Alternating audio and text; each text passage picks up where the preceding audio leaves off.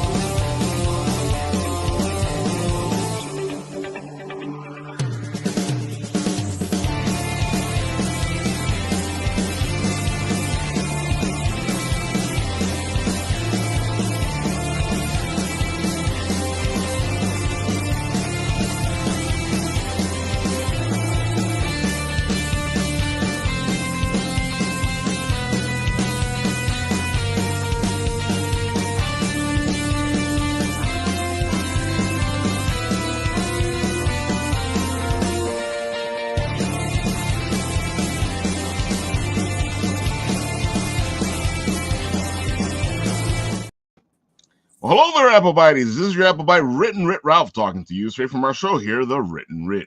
A show where you and you get creative, have fun, and geek out. Hope you guys are all ready to rock and roll, because today we got a plethora of people hanging out with us, and we are about to get geeky as geeky can be. All right, let's see. Alexandra, you're muted. Yes, I'm not. There you go. I have. Want to make sure everybody can talk. I have the stream on YouTube on in another tab, and I just wanted to make 100% sure to start that it wasn't coming through my computer. We've been there. Yeah. Yep. And I do this all the time, and I've been there. Exactly. You get that weird echo. You're like, what's open? What tab is open? Exactly. You get it. All right, folks. It is the middle of con season. I think it's the middle. I don't know. I've lost track. It's too many cons. and it's only, what, May? So I've been to like 6 cons already this year. No, that's a lie. It's more than that. Going to my first in a couple of weeks. Oh, so it's only your first? Oh, man. Yeah. I wish I was here. Yeah, I just got the banner in a couple of days ago, and it looks awesome. So I'm waiting for all the comics to get printed and come in. So that's the nerve-wracking part. Yeah, first con, that's awesome. I wish I could experience that again. Like, all the excitement of getting ready, getting all your stuff ready, making a banner. Oh, my banner was ridiculous. I packed way too much crap on that banner. Nobody could tell what was going on because I had everything I could possibly do on that banner. It was a mess. This is your first con ever, or the first one of the season? First one tabling ever. I visited it last year with my son as a kind of because it was my son's birthday, so we kind of went over, because he really does like cosplay and stuff. So he dressed up with his friend. We went over. I just kind of did a scout, see what it's like, and then this year I'm tabling. Which con are you doing? The Nashville. Family, man. Nashville. Oh, that's actually a really good con. Yeah. It's crazy expensive to stay there, but it is a nice con. Yeah. It's relatively new. I thought being Nashville, it would be older. It's relatively new, but they really do it nicely there. I really enjoyed it. I'm just waiting until next year, give them a chance to get a little bit bigger before I go back, because boy, the hotels are pricey. Yeah, I'm lucky because I'm using points to pay for the hotel, so I just pay for the taxes because I travel a lot with Marriott. So I've got some points left over to use, so I'm going to be doing that as and when I do cons. If this one goes well, hopefully I do some more. Smart man. I gotta say, we see so many conventions, and we talk to you guys who do so many conventions. It's always interesting to hear the perspectives of everybody, and it's always great to hear somebody who's going to their first con to table, because it's just an experience and a half. Enjoy it as much as you can. I know you're going to be stressed out, but enjoy it as much as you can. I think that started months ago.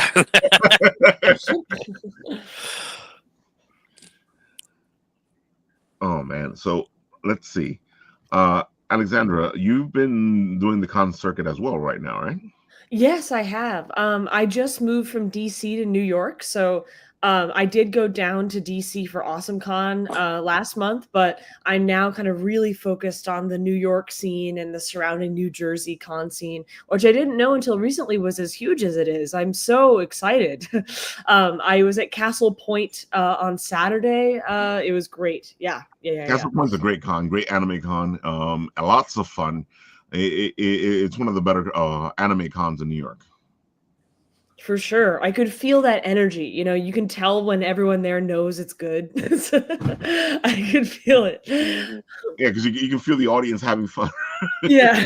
It's not that weirdness of, the volume's a little higher. Yeah, exactly. It's so funny. You say AwesomeCon, and I'm like, oh yeah, that's one of our cons. Yeah. You know, so you're saying the New York cons, and I'm like, yeah, AwesomeCon, that's one of our cons. Right. You know, I think that's part of their goal there.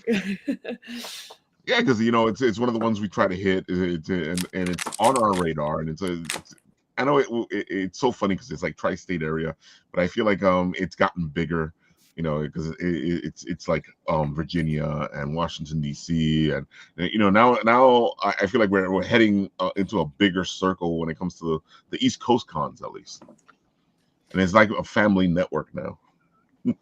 Yeah, I've been told, and I've been going to AwesomeCon for a long time, but apparently it used to be really small, and they were having a lot of organizational problems, and now it's one of the biggest on the East Coast. So, I don't, kudos to the individuals who made that happen. That was not easy, and I'm very excited for them. It's been fun seeing AwesomeCon turn into what it's turned into, and yeah, it started off as a really small con. So why don't you tell the people all the good stuff about you? Give them the spiel, and I'll show off your Instagram page. Go for it. Thank you. Well, yeah, I appreciate it. Thank you all for having me. My name is Alexandra Bowman, and I am a political cartoonist. I'm now with Kegel Cartoons, which is the largest editorial syndicate for newspaper. Let me start over. There's a lot of vocabulary words in there. Largest syndicate catering to newspapers for editorial cartoons in the United States. There it is. So, I've been doing that since January, and something I'm interested in chatting about with you all, if this is in the purview of the conversation, is kind of how political cartoonists can try to get people's attention on their work when it's just reminders of the depressing landscape. Like I have that blue cat character you're seeing on the screen, and man, I want to turn him into a syndicated comic character. But, I have to do it kind of pretending that the cartoons that he's in are political cartoons.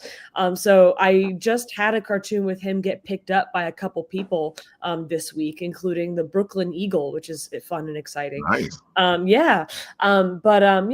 aware that he's not, him making a quip is not what you're used to seeing in a political cartoon. So I am trying to get picked up. I'm trying to get my name out there a little bit more with Kegel's subscribers. Certainly that's, a fun analytical project. You're saying that, but I don't know about everybody else, but I'm used to the 80s and 90s where you had the political cartoons, and they were big political cartoons because they roasted both sides and they made fun of everything, and they were funny, and they had cartoon characters, and at least that's the way I remember it. So you're saying what you're saying now, and I'm like, wait, we don't do that anymore? Well, I kind of roast some liberals, and some, roast is a strong word. I like to give constructive criticism to the way that I don't want to give myself that much credit. I like to give constructive criticism to people in the middle who are waffling on something that they shouldn't be waffling on. I like to criticize, like, especially young hip Democrats who don't practice what they preach.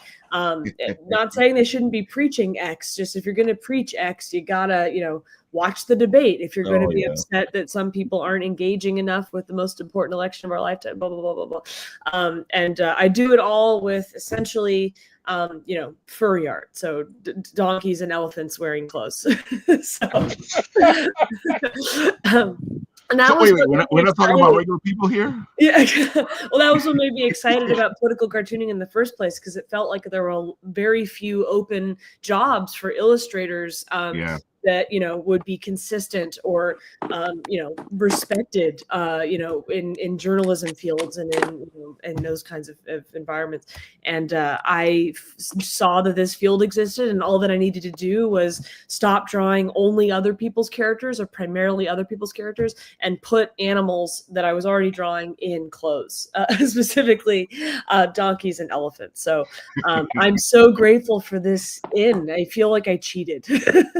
So do you have specific animals for different political people, or is it like whatever fits the idea? Yeah, whatever fits the idea. So you have the donkeys and elephants, and then sometimes there'll be a cartoon where a specific animal makes sense. Like I just did a cartoon that was in the thumbnail for this episode, actually, with Elon Musk as an owl. So you can't really tell that it's him, but that was okay because I wanted the owl to represent both him and Doge. But I gave him the hat, and I gave him like the eyebrows that are pointing in kind of this direction and are really far apart, and like his cheekbone structure. I tried.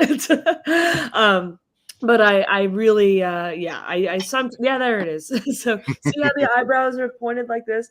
I probably need to make it more extreme. Oh, and he has his hair too. Yeah, and the multiple flesh flaps. Right? So I tried. Yeah, I'm a freelancer. Cartooning currently doesn't, pay the bills, so I had to go get to a writing student client after this. So next time I'm going to spend more time on his face. But yeah, sometimes it makes sense to turn a character that isn't just the Republicans or the Democrats into an animal. I think it works. It reminds me of the again 80s and 90s when this stuff was really prominent. It was out there. You had a lot of people making fun of everything, and I like the fact that you're bringing it back. Thank you. But then also at that time, the newspapers were where we went to look for this stuff, and it's a harder medium to even find. Oh, it is. It is. It's funny. Like, I'm on the board now of like the big political cartooning organization in the United States. It is a very small organization, and they asked me like, "Oh, do you have any idea who should get the award you got last year for like new emerging talent?" And I'm like, I don't think there is anyone. So I'm watching. I have my eye on the field. I'm going to all these conventions, and I don't know. And I think the answer is probably to look outside kind of the traditional political cartooning field. Like, who is drawing comics with a political bent? There's so few people doing the single panel classic thing. And probably it's on, people who consider themselves political cartoonists working traditionally to start doing work outside of that too. And I gave a talk at CXC last year about like exactly that and how political cartoonists need to adapt to survive. We can't just keep whining about how we're not going to survive. We have to find a way. I guess so. But yeah, thank you for asking. I gotta say, just the comics alone is difficult surviving now. And when we get a couple of the comics guys who show up here, and it's always interesting to see where they are and what's going on. And a lot of them are more online now than they are in newspapers. Yeah, for sure. Well, I'm with this syndicate, and I've seen a few of my numbers for who picked up what. And I have seen, I'm told I get X number of reprints. And from what I can tell, they are all online. So either that means that I'm not making cartoons that are conducive to being printed, like too many colors, or the, Elon and Doge label there is light blue instead of white, and that's bad for print. Maybe it's on me, but supposedly there are print publications out there who are getting the chance to publish my work and other people at Kaggle. And I'm not seeing them if they're there, and they're not posting about it online or tagging me to let me know they did it. So as I can't, repost them and promote them. So, unhelpful cycle. I gotta say, we were talking about this before in the green room, where it's a meme world now, and pretty much that's what's taking place or taking over. And I can't even say they're political because they cover everything, and it's not just politics. The memes are everywhere, and they're everything, and they're anything. Well, I mean, honestly, there is a magic to a hand-drawn piece, and you can tell that because I started with that. You can tell where this is going. But sometimes memes are funnier. Like, it is often, especially for a Gen Z audience that loves that minimalism and loves that kind of nihilistic, simple energy in their humor. That's not really achieved most of the time with political cartoons. And that's mostly the people who are using the internet. And if you have a lot of newspapers dying, which is traditionally where political cartoons were, that's what the market is going to start wanting from their online political content. So great, fantastic. We've discovered another reason why this career field is doomed. So I also am interested in late night comedy. I'm drawn to dying fields like a fly to dead meat. So that's on me. I don't know about it's also, I think a lot of them are evolving and changing too. Yeah. Because like when comics were like in their heyday and all these amazing characters were being created, it was the throwaway medium. It was the cheapest way to get it out there. Nobody was expected to save it.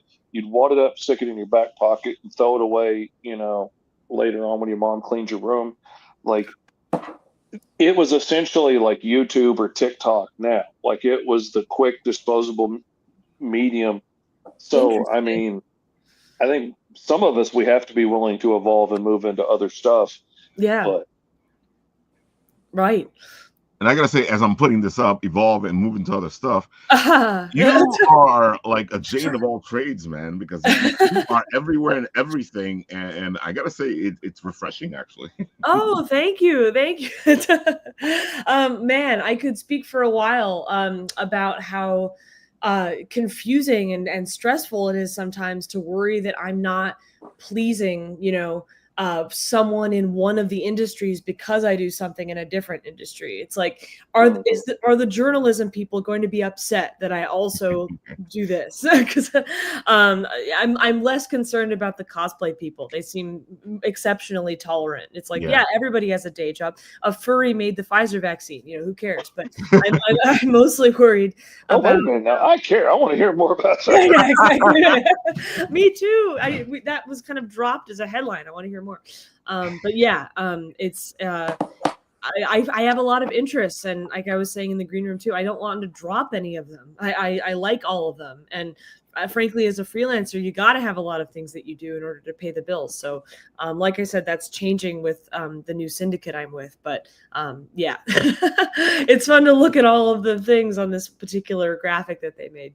I gotta say, I've seen you in a couple shows now, and your table is as eclectic as you are, but at the same time, the energy that you have at that table is conductive. So I can't really say that you're most, because I've watched people, they go to your table and they get really excited, they get really happy.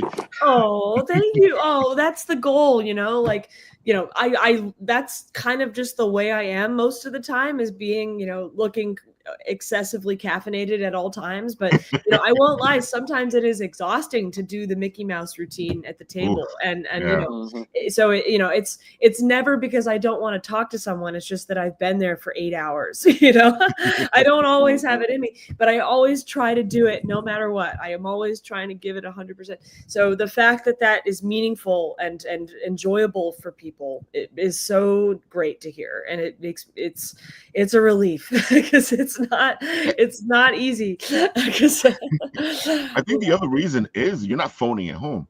Every single thing you're doing, you're actually giving it your all. It's not like half done, you know. I am. Look at I this really outfit, am. I really appreciate that. That means a lot. Yeah, and yeah, I need to sleep a little bit more. I do. But I appreciate that. Thank you so much. Normally I try to put all the costume stuff on the one account, but people are very kind and they tag me on all the platforms that I give them, and I'll know like this one's for illustration and arts journalism, and my parents might see this one. So please, I got to keep it over there. Yeah, not like they don't know, but I try to let a little bit of the look. This is art too. I'm drawing with a pencil. I'm drawing with watercolor on a 2D platform. That's art. I'm also drawing all over myself on this giant piece of fabric, and that's also art. So, there shouldn't be like a simple separation between those things. And I believe in the costume work too much to completely segregate it over in the other account. Oh man, it is such a detailed skill set. It is an art form to do it right. Absolutely. Yeah, it is. An artist is an artist. It doesn't matter what they're using, then they're an artist. Yeah, I mean, I've seen there was a woman who does the artwork, and she did like the before and like drawing, and then you just see the change of like I think she was like Joker or something, and or half of her face was Venom or something like that, and it was it was insane the details she goes, and she's doing it with a mirror. It's like I couldn't even do it face on, let alone on a mirror. Exactly. Oh yeah, like the Facebook like intense Maron makeup people. Yeah, they're amazing. Yeah, or the ones with prosthetics too, where it's like, whoa, you were seeing out of that? I had no idea. That's where your eyes were. Yeah. But yeah. Oh yeah, I also do theater criticism for a publication based in DC. So that one you just passed there was, I just went down to DC for AwesomeCon, so I was able to catch a show while I was there. It was super cool. It was using Ophelia to talk about how we deal with trauma. It was really great. Oh, and another post you just passed was about 9 or 10 days ago. I happened to meet Andrew Lloyd Webber in a CVS. Crazy. So there was like me and an old dude on the Instagram feed. Oh, I know what you're talking about. Hold on. Yeah. I was coming out of church with my boyfriend. Oh my God, it is him. It was nuts. And I asked him, I'm like, just to check, right? It's you. He's like, yes. So, it was so wild. And I've never gotten that many likes on a post before. That's crazy. And it's so funny. The only reason I know it's him is because he just recently did this little video because the Phantom's coming back. Right. And it was the whole little skit that he did. And I remember how he looked in there, and I'm like, oh, okay, yeah, it's the same guy. Yeah, exactly, right. Look, he's got his little Twinings.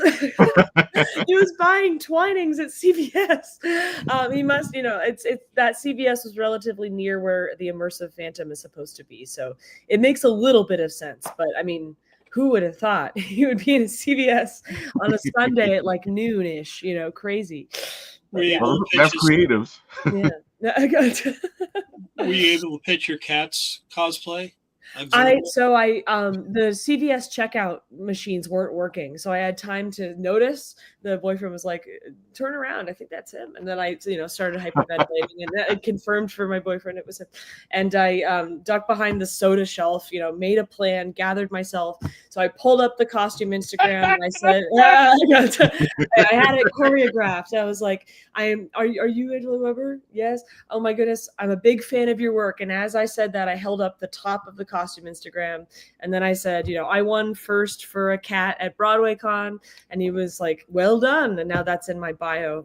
So and I considered mentioning the master's thesis in English on Evita, but I didn't want him to think I was criticizing Evita. I wanted to make sure it was only a complimentary thing in his mind, so I didn't mention that. And then I asked for a photo, and then it was over. So it was the three things: fan, BroadwayCon, photo, gone. So I did not waste his time. But yeah, that was it. You are absolutely glowing in this picture. So yeah, no, I'm bright red. If you take like the Photoshop eyedropper and put it on my forehead. No, I was freaking out well afterwards. It was crazy to see him over there. How do you get all this stuff done? Because it is a lot of stuff. Like I was looking at your what is it, the link with all the other links, and I was like, it just kept going and going. I was like, wait. Oh goodness. Well, it helps that a lot of the things are connected. Like I find myself drawn towards making art and talking about art. So yes, it's a lot of different skills, but and I could go into depth. A lot of the themes that I find myself focusing on are often the same.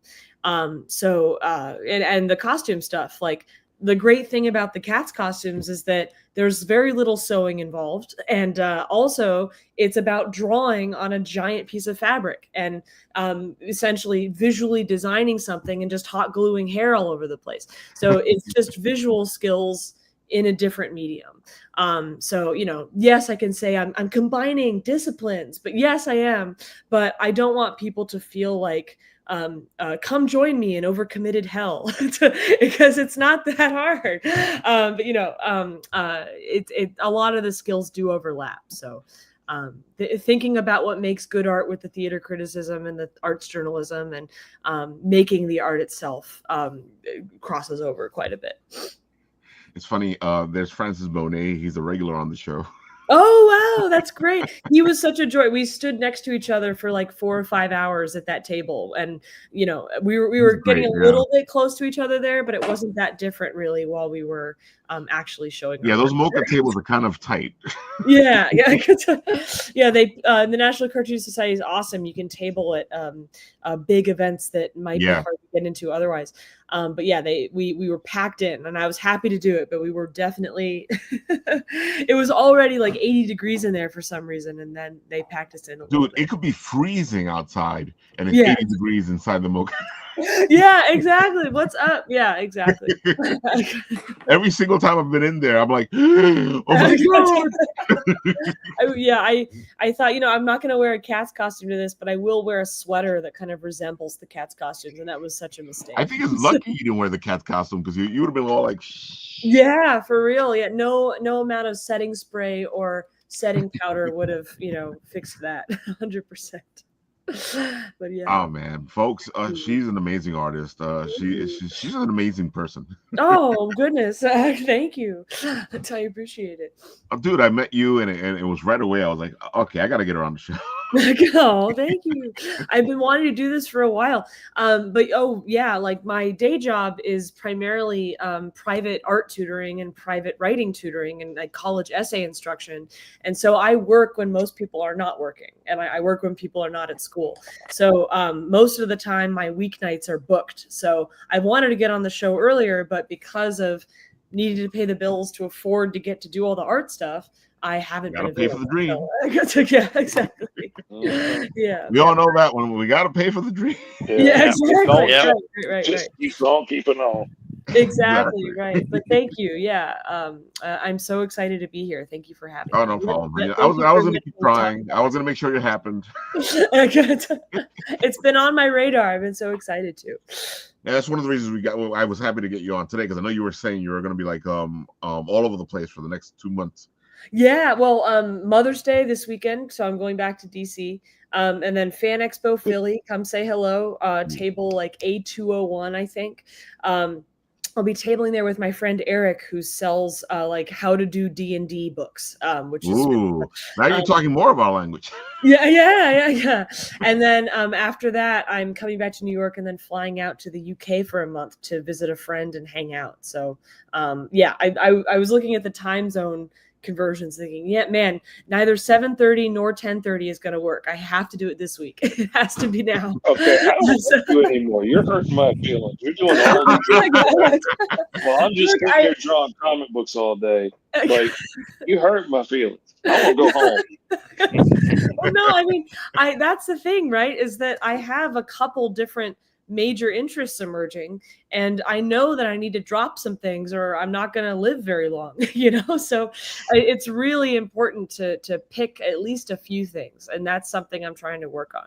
It's like in college, you're allowed to join as many clubs as you want, and if you want to develop a ton of interests, that's fine, and it's sort of cultivated so that you can go and figure out what you want to do in your career. But I need to graduate from the I'm doing a billion clubs mentality. That's 21-year-old stuff. I'm 25 now. I need to so that's something I'm working on, and any wisdom from people who've been through that in the past is welcome. I think you're talking to the wrong person here, because I refuse to bend down to those people that keep telling me, Ralph, your show is all over the place. You need to concentrate on one thing. And I'm like, no, these are all my interests, and they're all gonna get shined. Exactly. I will be the devil's advocate on that one, because I was the same way, and I spent my entire life learning all these different disciplines and learning how to sculpt and learning how to do glass etching and murals and all of this stuff. But when I was the graphic design, sign painting, muralist, glass etching, sculptor dude, everybody needs a category in their brain to stick you in. And when you're the everything guy, you don't fit in a box, so you get forgotten.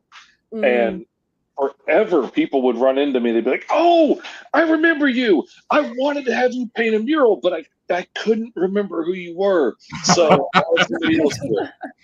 And it just you don't stick in a box. Since I started doing just comics, I took off so much faster, so much further, and got so much further down the line so much quicker, because I'm just doing the one thing, rather than also doing book covers and doing logo designs and doing t-shirt designs and all this other stuff, just focusing on the one thing. I didn't want to listen to the advice, and it made me mad when everybody gave it to me. But I was like, okay, these people are making more money than me. I'm going to listen to them. And I'm now doing comics for a living and paying my mortgage and paying for all these beautiful wood walls you see in the background. I'm paying for all that and drawing muscle men beating each other up in their underwear. So, like, that's my childhood dream. Truly. And I'm doing it now. So, like, it worked. It kind of sucks because I had to leave some other stuff behind. But, I got to say, but at the same time that you're focused, you're open to all the other possibilities. But now you have this venue where you can do all the other things, because I know sometimes you get hit up for other things. Every once in a while. I'm telling you, I avoid doing logos now. I can make more money per hour doing logos than I make per day doing comic books. Ooh. But I freaking hate it.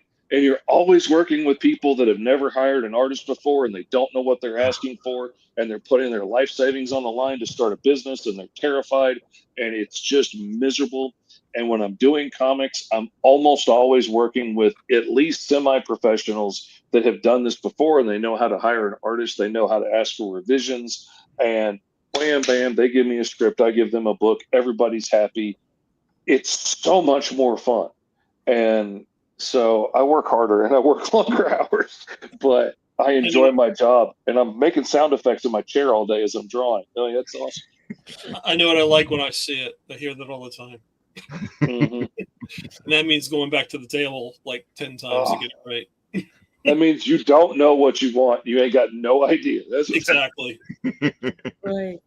Totally. Well, yeah, I mean, I do need to pick more things. And one thing is that the costumes are honestly a major marketing tactic to get people over to my table to look at the illustrations and it works. cartoons. Yeah. That's not to say there's like 10 other things I'm doing that I should stop doing.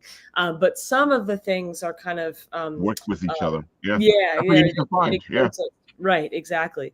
I think I've done the math, and at some events, the costumes are not the vibe. I understand. But I've done the math, and whenever I have the costume on, I make about 30 to 40% more money. So how big do those cat costumes come? That's what I want to know. I take commissions. I do. All right.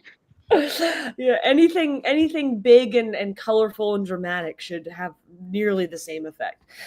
So I'm big and dramatic. That's 2 out of 3 right there. I'm big and dramatic as well. Pure drama, folks. Pure drama. It's the Totally. Or, people with the speakers, I think that works well too. The music, it's annoying to everyone around them, but I think it's a helpful marketing tactic. I've seen it where the music attracts people. I've also seen it when they do the speaking on the speaker, and you're like, shut up. It's worse when you're trying to do an interview, and all you hear is that person. But I've got mics now that kind of drowns them out. I just work with it, folks. I just work. I used to take a TV with me, and I would have my videos playing and stuff to help get attention. Or if it was slow enough, I'd be working on a page. I could plug my computer in, and they could see what I was drawing, as they're walking by.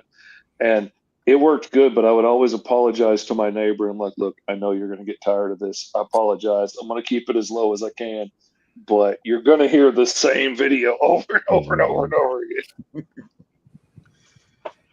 Yeah, many ways to do this, folks. Many ways to do it. Mm-hmm. And the whole thing is to figure out what's your way to do it. What's your fun? What's your heart?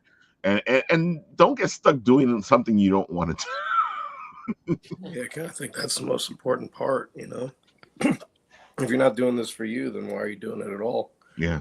I mean, there's all kinds of different, like, if you're doing something and it gets to the point of, like, what's the gimmick, then, I mean, you got to take your own finances and everything like that into consideration, but I don't know. And if you're not enjoying it, like if it's making you miserable or it's putting you in a giant financial hole or something, then it's time to more make lucrative some careers. What? That you get into this without making a profit? What's a profit? Profit? Am I in the wrong business? That was the lecture that told me I was done for when we were at the local Comic-Con, and this panel was standing up there talking about working in comics, and they all work for Marvel or DC. And the third person asked, how do I get a job working in comics? And this dude just went on a tirade about I do not understand why you would want to do this. There's no money in it. You're always going to be struggling. There is no profit to be made. This is the worst way to try and make money. And I listened to his whole spiel, and I was like, yeah, I'm screwed because I don't have a choice.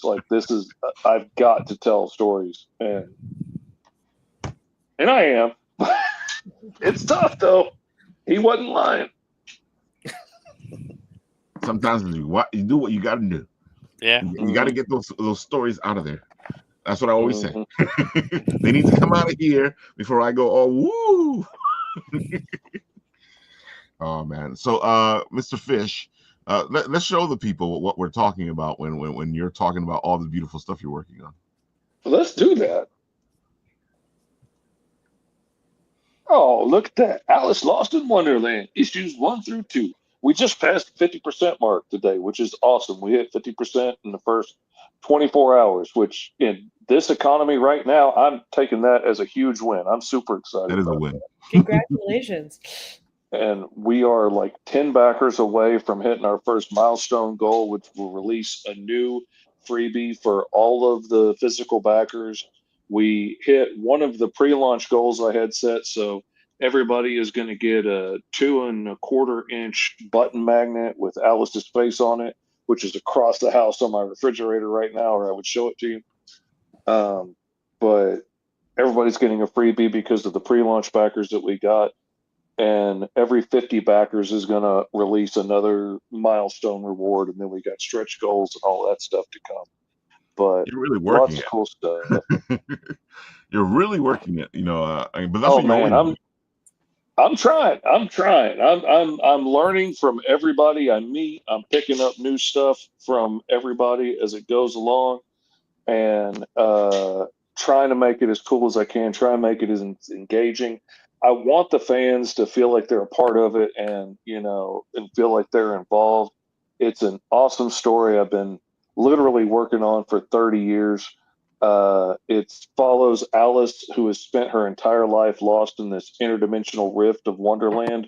So all the crazy characters from Alice Lost in Wonderland or The Wizard of Oz or Peter Pan, all the public domain characters are aliens and robots and ghosts and things from other dimensions that are all crashing in together, lost in this rift in the universe. And so we've got like the Queen of Broken Hearts that rules Glass City. She's a criminal warlord. And little side note, she stole the Wizard of Oz's technology. So that's how she projects her big giant head. When when she took over the Emerald City and beat the Dwarven Alliance and put them under her thumb, she stole the wizard's tech. So that's how she does that. Just a little side note for the people watching this show right now to know that little bit of background information. People love that stuff. Oh yeah. I put way too much thought into this. Way too far thought out. That scene shows Cheshire, who's an interdimensional yokai ghost and troublemaker and sitmonger and always getting people into trouble. And he starts the whole thing going in the first issue by letting Alice know that the cobbler, who's an interdimensional deal broker, has a bounty for her adopted dad, the White Rabbit, the guy that brought her to Wonderland as a kid. He ran past her and saw that she had the same white hair he does, which means they're untethered in time. There's only one of them in the multiverse. So if time changes, they see it change and they don't like get destroyed by paradoxes and whatnot. And he picked her up to save her and took her away with him, and then he couldn't figure out how to get her home. So he does his best to try and raise her as a dude that's on the run and a criminal and all this stuff. So she has a wild upbringing in Wonderland and ends up a little feral by the time she grows up. And she's now the most dangerous bounty hunter in the Rift. And she hunts all the crazy things from the public domain to, keep the citizens of Wonderland safe. And now she gets bound in this blood contract to have to hunt down her adopted dad and deliver him to the Queen of Hearts, who has sworn to kill her and the Tin Man on sight if she ever sees him. So, how does she do it? How does she catch him? How does she survive the whole thing? That's where the excitement comes in. It's got all kinds of multiversal time travel, fun, exciting nonsense, and the stories loop around over themselves and are all convoluted. But at its core, it's really a story about who we are at the different stages of our life and like who we are when we're a kid and when we grow up and we think we know it all and who we are when the world kicks us in the face and makes us realize we didn't know so much after all. How you can try and do everything you can not to make the same mistakes your parents did and still end up with your kids hating you in the end because you made all new mistakes. And how does she go from loving Rabbit so much when she's a kid to hating him so much now? That's part of the whole generational trauma thing to unravel and find out as the story goes on. It's planned for a 6-issue arc right now to get through like where she catches up with him and then we're going to go from there. I would love to tell this story for the rest of my life. I got plenty of material to work on, but right now we're focused on the first 6 issues. And we have many wonderful reward tiers, like the make your own tier, so you could put whatever you want together out of all the add-ons. We've got the digital tier.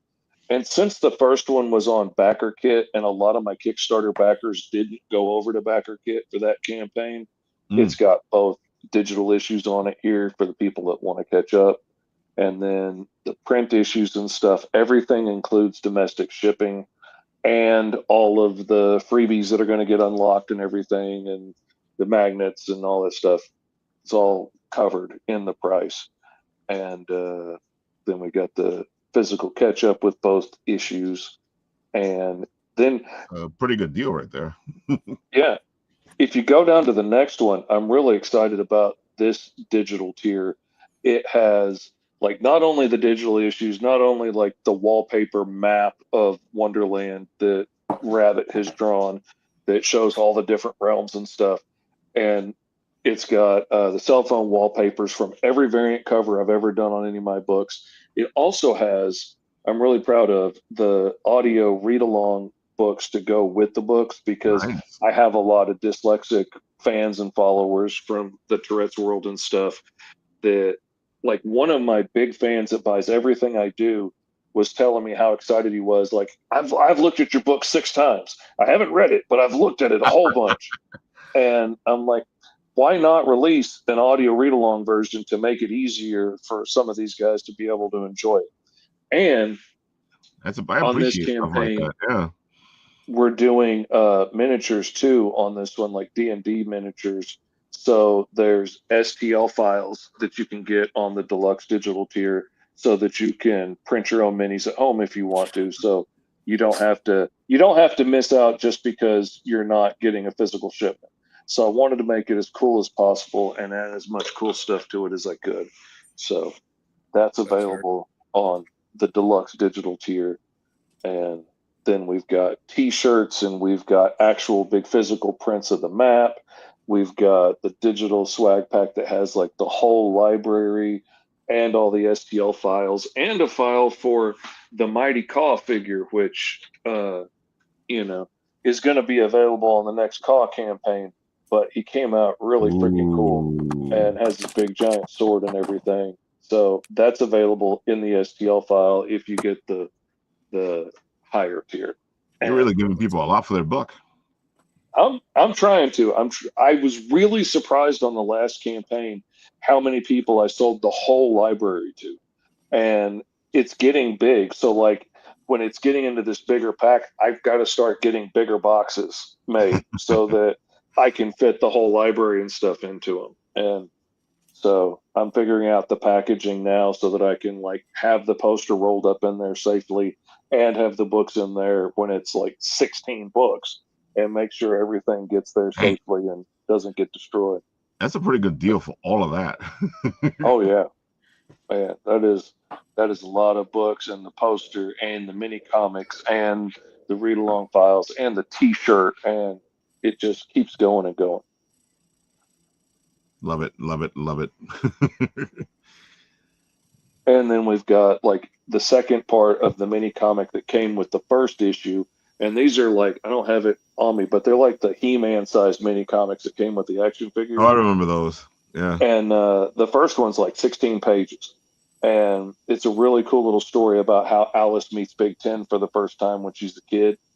And we did acrylic figures on the first campaign. So we've got Alice and Rabbit as a acrylic figure this time as well.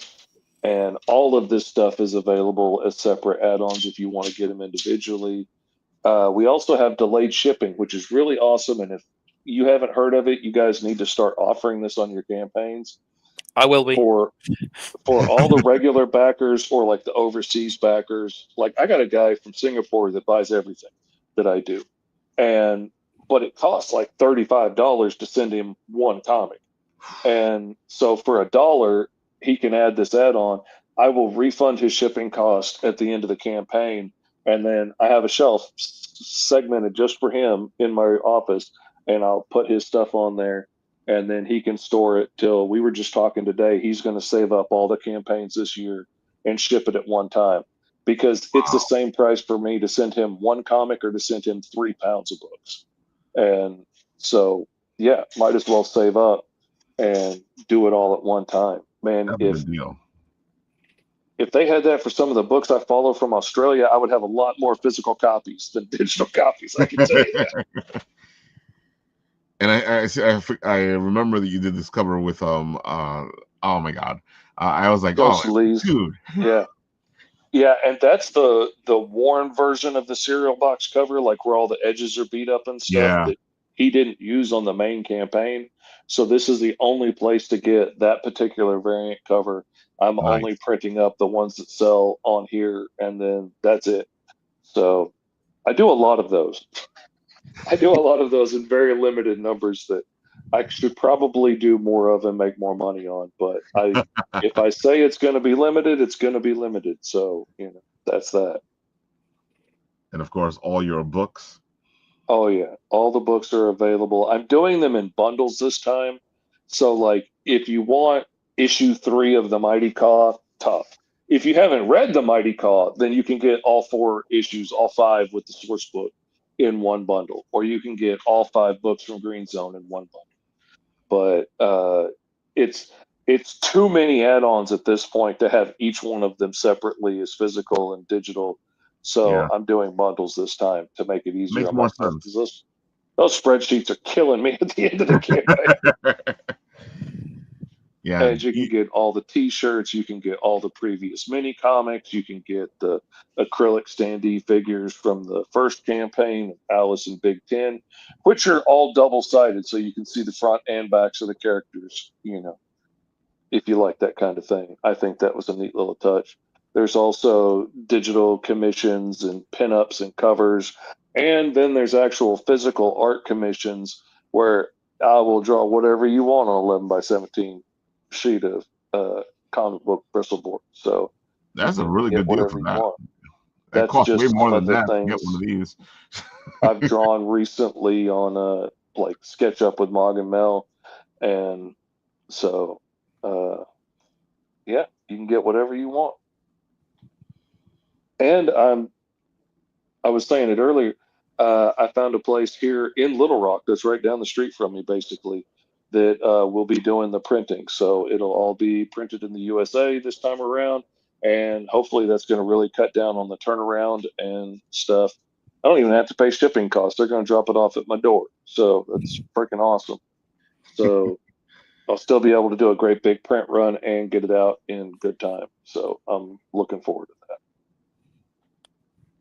Nice. Oh my god, that's just amazing.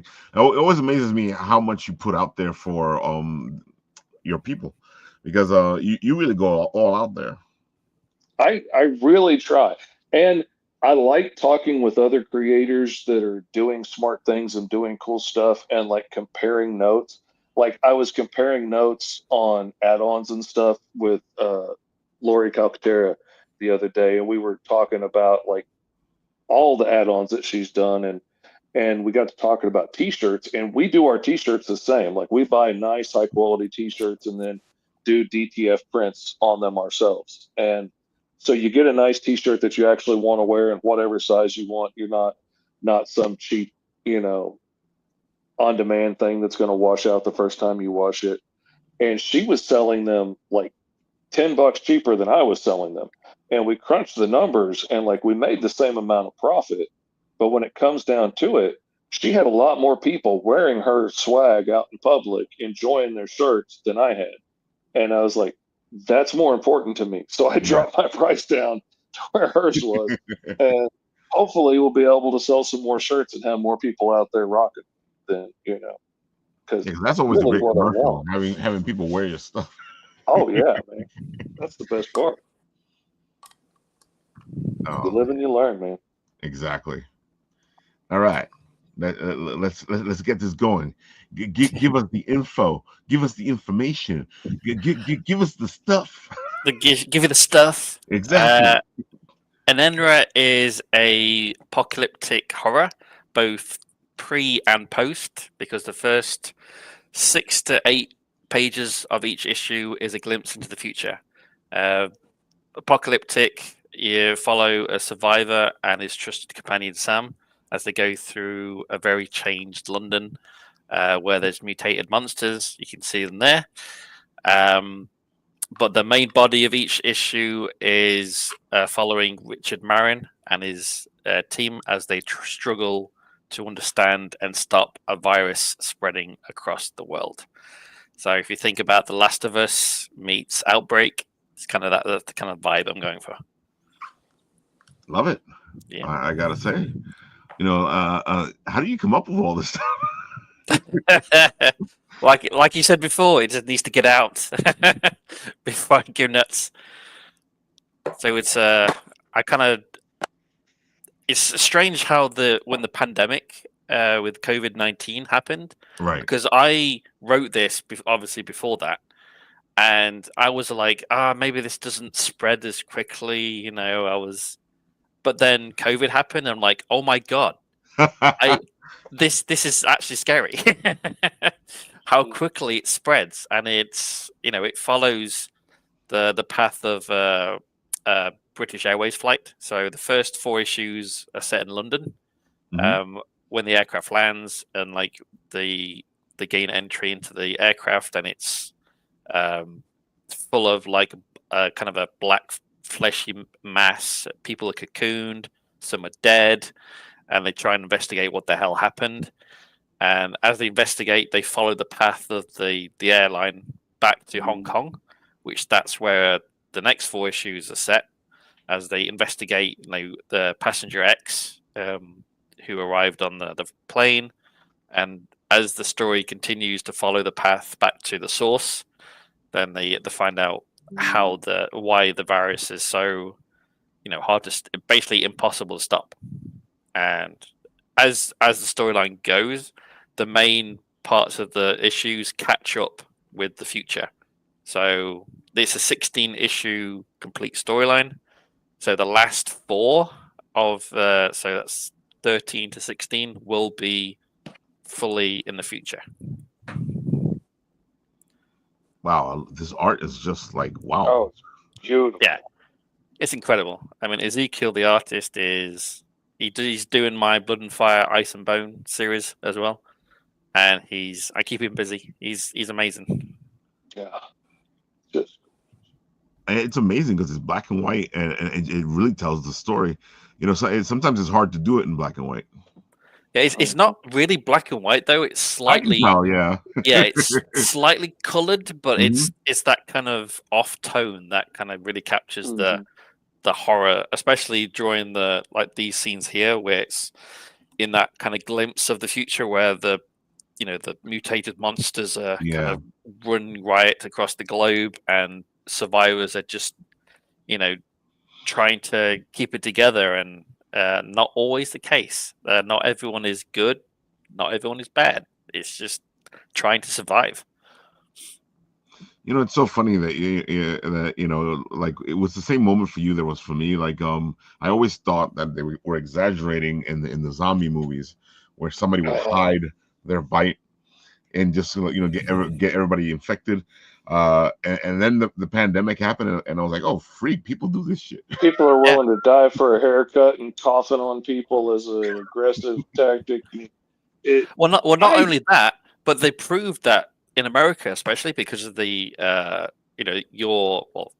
here now, but you're one of us now. Yeah, the medical insurance, like people are like one stop at a hospital from bankruptcy. Yeah. Oh, I mean, I was a year and a half in Washington State, and it's so bloody expensive. Like I didn't go to the doctors because I feared what they'd say.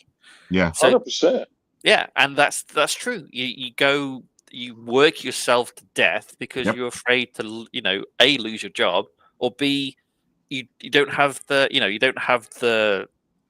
savings to pay bills. Refuse to go to the ER when you know you're having a heart attack because you can't afford, like, just the trip in the ambulance could break you. Yeah. Because my the first time my wife visited, for real, she packed her bags, moved across the States, and she fell ill. The fire brigade came first, then the paramedics, and taking her to the hospital. The very first thing that came to mind wasn't if she was okay. It's like, how am I going to pay for this? Yeah. And I hated myself for that. Yeah. Really did. I was almost I told her, I really can't believe that was my first thought. Was how are we going to pay for this ambulance and your stay in the hospital? We were fine because the insurance we had with my work were pretty decent. We're out of pocket, but I hated myself for it, and it's not and people go through that all the time, day in, day out. Yeah. So it was a big eye opener, especially when COVID hit, and we had to drive across the country because I lost my job in Washington, so we had to drive 6 days across all the states from Washington to Kentucky. So that was an eye opener. So yeah, it was hopefully things have calmed down a little bit, with from COVID. So Yeah, Inanua was definitely a I don't know, a crystal ball. I just knew we were all going to stay inside for 2 weeks, 3 tops, and it was going to be over. I had no idea how many people were not going to be able to follow the rules. You're like, in my autistic brain, it seems so simple. You just do it. But nah, not me. Drink some bleach, it'll be fine. I kind of knew it because I would work in the hospital, and you know, you'd be sick and you call out sick, and they give you the guilt trip. You know, like, oh, how can you call out sick? Really? All the rest of the workers. How bad is your Ebola? You can come in and work. Yeah, dude, I had one of my I had one of my bosses call me up at home when I was sick and go, "How sick are you?" Yeah, but of course that conversation never happened. Of course exactly not. What flesh is that flesh-eating bacteria eating? Like, I mean, if it's not on your hands, you're good. If it is your hands, put on gloves. You're good. Either way, get to work. What booked me out is I was working in the hospital, so you know, if I'm going to go into the hospital sick, you know what I'm saying? How much sicker can sick people get? So, You sound just like my boss. But the thing is about came in with a broken leg. Here's some MRSA. That's, you know, take it, enjoy. Well, the test that they used to do, they jam those things up your nose to tickle your brain. They freaking hurt like shit. And we didn't need to do them either. Remember when they came out like, oh, now you can just hang out in the lobby. So, hang out in the lobby. Oh my god, I'm using that for the rest of my life now. Oh, you have to excuse me. There's a straggler in the lobby. I'm gonna remember that. Oh my god. Life is funny. All right, Paul, give the people the spiel. Go for it. Okay, so Time Enforcers make learning history fun. I'm done. We're good. It's a video game that I developed. And speaking of COVID, you know, coming out, I saw what my kids were going through in terms of education, and I really despise history the way it was taught to them. So I thought, why can't I make history fun? And that's what the idea for Time Enforcers came up to be. It's all based on going back in time to different eras to learn about the characters who lived during those times. So episode 1 is focusing on feudal Japan. You go back and you play as Samurai Warrior Kaizen, not a real person, but more an ideal of a samurai. And you try and figure out what's disturbing or disrupting the whole time zone during that period, and ends up actually jumping to the temporal realm, and you actually have to deal with minions of, Chronolith and his evildoers, and up along the way, you run into this person called the Inquisitor, who gives you the questions, and that's where you start learning about history in the game itself. So I really want to make this. This is my first foray into programming. I did the programming myself, did the artwork myself, did the writing myself, did a lot of the narrations myself. My family helped out with some of the narrations too, but the whole point was to get this idea off the ground, and hopefully if it takes off, I can start to expand it more. I'm currently working on episode 2 now, which I'm really excited about. And I'm getting really great feedback from people with episode 1. And I'm looking to really improve episode 2 even more. So pretty excited about that. In terms of what episode 2 will offer, we're doing like a Galaga experience. So if you remember the video games from the 80s and 90s where you fly through space and, you know, shoot things up, that's what's going to be. Amelia Earhart's plane is going to do that.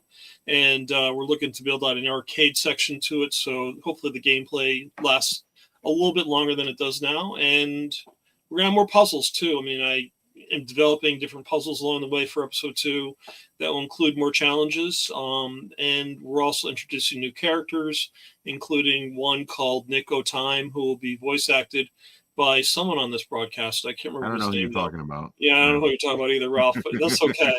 But yeah, Ralph has offered to voice cast Nico Time, and he will be sporting his gumshoe debilitator, which is a magnifying glass that shoots out globs of bubblegum at the enemies to hold them in their tracks. So this is really meant to be a fun time. And yeah, I use a lot of the basis for this based off of, you know, the old Batman series and that kind of genre where it's kind of retro art, and it's really meant to poke a lot of fun at stuff. And one of the things that I see, with the whole, comic movies that are out nowadays, they're taking themselves way too seriously. And I look at, Time and Forces as being a comic book where you can have fun and there are no limits. So my feeling is let's just blow everything up and then rebuild it again. And that's what I'm hoping to do with some of these episodes as I go along. So I'm really excited about this. This is a passion of mine. It's been going on for a long, long time. And I just feel that, because I finally learned the programming, you can actually take this to the next level. So in terms of just not being a role-playing game, it's also an interactive digital comic. And then it brings in a whole element of learning about history. So pretty excited about it. And I hope this really takes off because I'd like to do this full-time if I could, which would be great.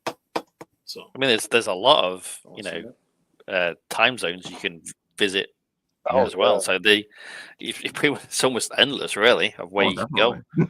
Well, that's the whole business model. So and that you just hit the business model, Aaron. It's really, there is no limit to this. And we've actually looked at different. We actually had a contest last summer where we had people choose the next Time and Forces character, and I was offering ideas for the Knights Templar or the Queen Pharaoh of Egypt, Hatshepsut, or we actually had Togo, the dog who ran the Serum Run in 1925 in Alaska. And so Togo won the contest. So we're going to be doing a character for Togo in the game as well. And I'll have a headset so he can talk, to people, and it'll translate his barks. So we're pretty excited about that too. So there really is there are no guardrails on this. I'm really excited about it. I just want to have fun and really hopefully get kids interested in wanting to learn. It's really meant to be sort of a jumping point for them to look at an idea and then hopefully go and investigate it on their own. So all the references I used in the game are included there. So if they really want to delve deeper into Samurai Warriors, they have the links to jump to and they can look into it themselves. So it's kind of fun. That's cool. Love it. That's why I'm part of it. Yeah, I mean, you just got to start wearing the hat more, Ralph. I'm sorry, I'm not seeing you without the hat too much often, but yeah, that's okay. Yeah, Ralph was really good at wearing the hat all over the place. I'm really excited about that. So, talking about swag, Mr. Completely disappeared here in the house. Love seeing the hat. It's gonna be my first investigation. I feel like somebody has come through time, taken my hat, and put it somewhere. Doc, I'll get you another one. So it's episode 3 right there. Exactly. Who's taking Nick's hat? So, anyway, I gotta show off the shirt. Is that okay? Can I just turn around a second? So this is a shirt. Is that cool or what? It's all the characters from the game. So anyway, a lot of fun with it. It's a beautiful do another shirt for Chronolith. It's gonna be like all black with green. So I'm really excited about that one too. So it's cool. Yeah, folks, it's a great thing. I'm a big history buff, so I just loved the whole thing as soon as I saw it. Met him at Garden State Comic Fest. I was like, okay, I got to talk to this guy. No, I saw him with the camera. I said, "Ooh, media! I got to grab this guy." It's like a match made in heaven. No, you see cameras, man. I'm just attracted like a freaking fly to the light. Like, get me free cameras. That's good. I'll go anywhere. I'll do anything. Just give me some media. All right, Shadow, since we're getting ready to go to CradleCon, tell the people who you are. Go for it. Oh, what's up, guys? I was just here for background noise. I'm Lewis, Shadow Rabbit clay guy on Instagram, and I try to make cool things out of clay, and sometimes people like it. Like this These thing, are a right? couple commissions for other people in the community. This is for our friends at Hit Point Games. They have a very cool tabletop RPG trading card game. And this is one of their characters that I was trying to bring into 3D for them. That was wicked. I love when you get creative, man. Adding that light source. Oh, thank you. Yeah, I dropped this off with Jay yesterday. So, I was wondering if you got it yet. I was hoping to just hang on to it for a while. Honestly, little things Dude, like that. It came out really cool. I can see why you want to hold on to it. So how long does it take from like start to finish to make something like that? Not terribly long. As I'm sitting here, I'm working on a couple things. Just little. Cool. TARDIS. Hold on. I'll put you up so you can show it off. I figured I better have a TARDIS. Oh, that's wicked. Oh, that's cool.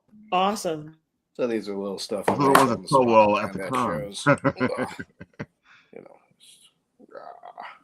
That's put in a little box. Yeah, I will be at. I've been, very sporadic with my appearances, both in person and even on the internet of late. But life is what it is. Can't complain. I'm going to be in person at CradleCon, May 17th and 18th at the Cradle of Aviation and you might see a certain written Ralph running around doing things. I certainly hope so.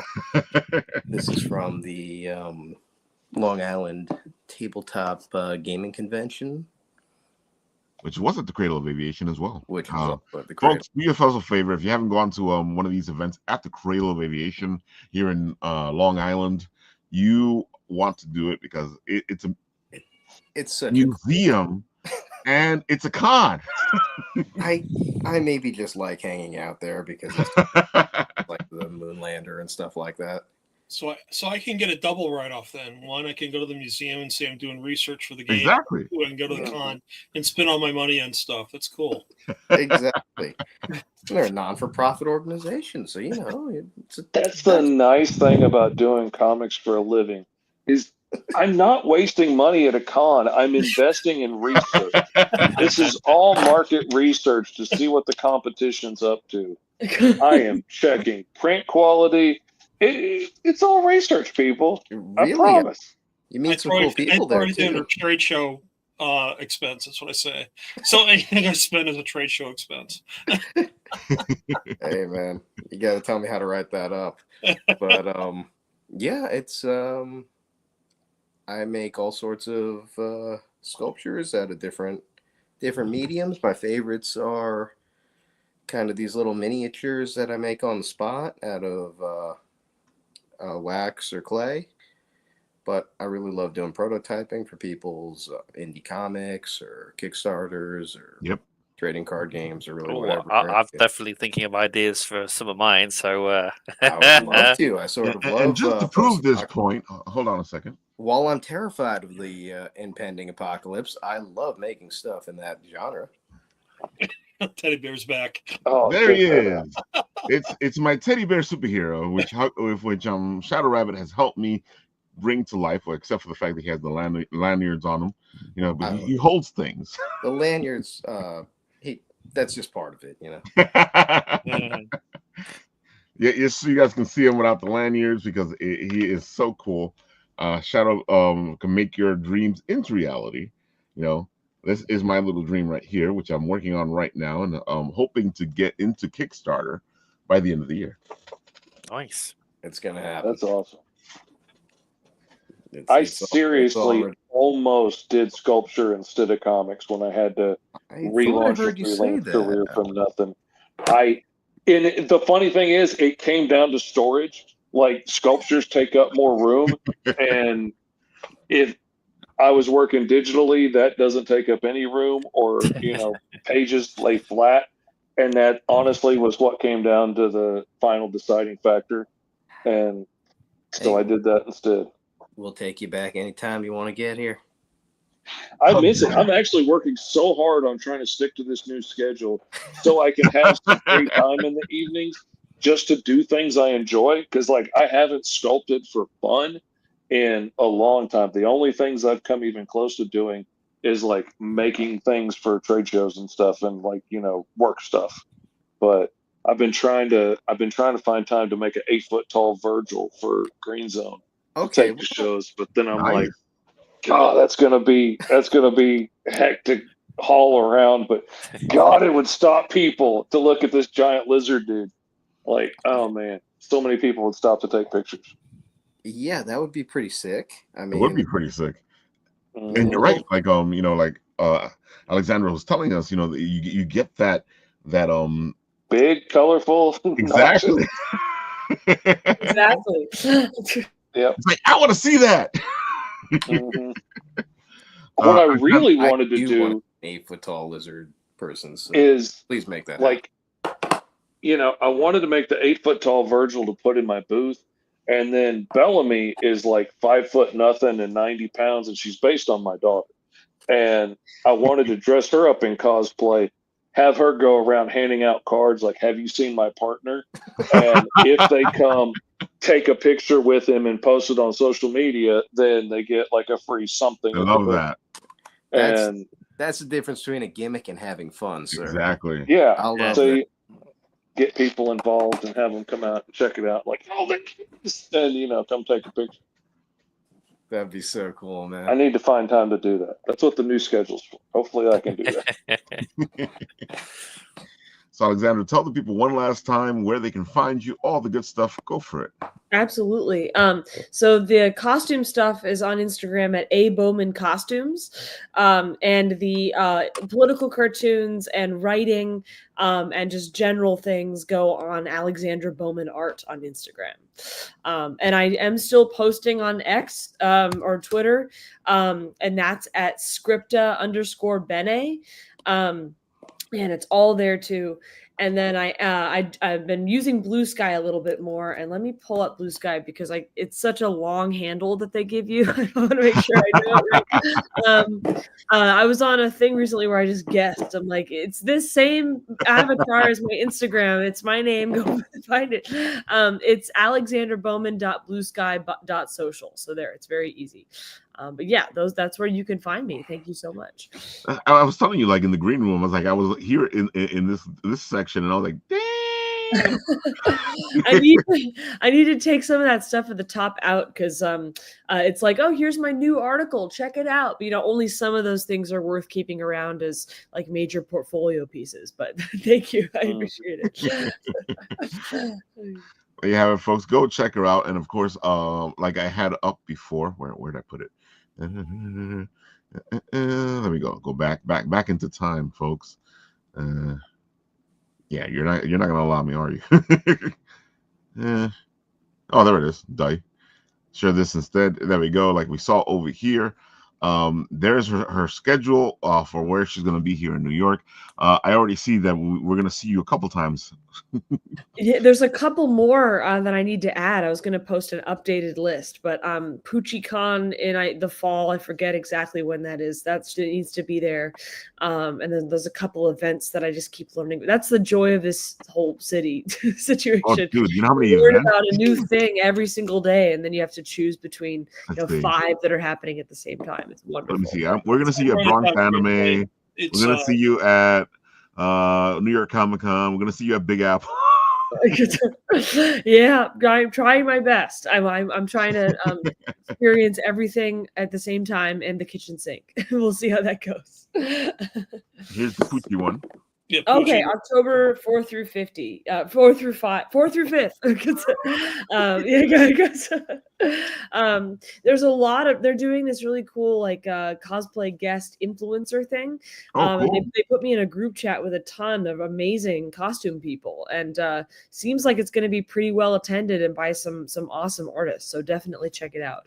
I actually have a referral link, but I don't want to use this opportunity necessarily as a monetization thing. If you're curious about a referral link where you can get a less expensive tickets to PoochieCon, maybe message me or wait until I post about it again. So because I think I have 20% off, I think. Well, so. It's right up our alley. It's what we do here. If you want to give me the link, I'll put it into the chat.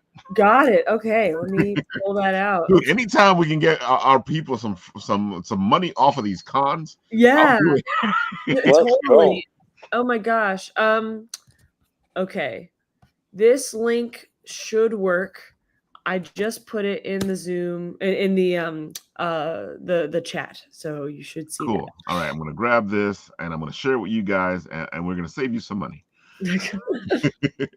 It's right up in Fort Lee. So I'm in Washington Heights, so it's like right across the Hudson River from me. So it should be pretty logistically easy. There we go. Now I put it in the right one. I'll put it back into the private chat. And and just to clarify, that's the referral link. So that I think I'm not sure what the difference is between that and then this. This is a coupon code. It's just my name, and that gets you 10% off on something. So try both of them. I honestly haven't seen what works just yet. So use the link, use the coupon code, see what works, and let me know what works so that I can update people accordingly. Exactly. We like to save people money, so make it happen. Yep. Exactly. All right, Mr. Fish, why don't you tell them one more time? I am Mr. Fish Comics on all the social medias. So just look for Mr. Fish Comics and go MrFish.com right there. We'll take you right over there to Alice Lost in Wonderland or whatever I'm working on right now, which for the next few books is going to be Alice, but it'll always take you to the most recent campaign or where you can pick up a copy of the book. So go Mr. Fish is a good one. Mr. Fish Comics on all social medias. I will see you there. And now it's time for Enenra. I got that right? Yes, very good. Yeah, I'm on Instagram, so Rublevsky Aaron, dabstycomic.com sends you straight to the Kickstarter. Just type in Enenra, it pretty much comes up as all the previous campaigns, but usually the top one is the live.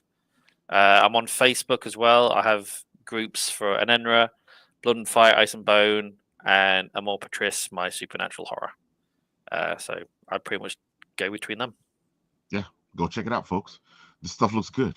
You like Walking Dead? Check this out. Yep, Walking Dead, Last of Us, exactly.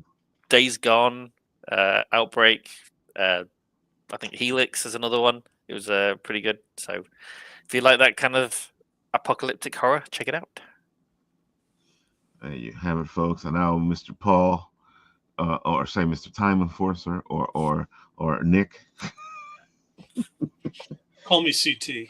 Anyway, yeah. So timeenforcers.com/get will get you the links to all the stores where we have the game available. So it's available for iOS, iPhones, iPads, Android, tablets, and phones, as well as Mac and PC. So you can get it on pretty much every game store that's available and have some fun. Learn a little bit about feudal Japan while you're at it.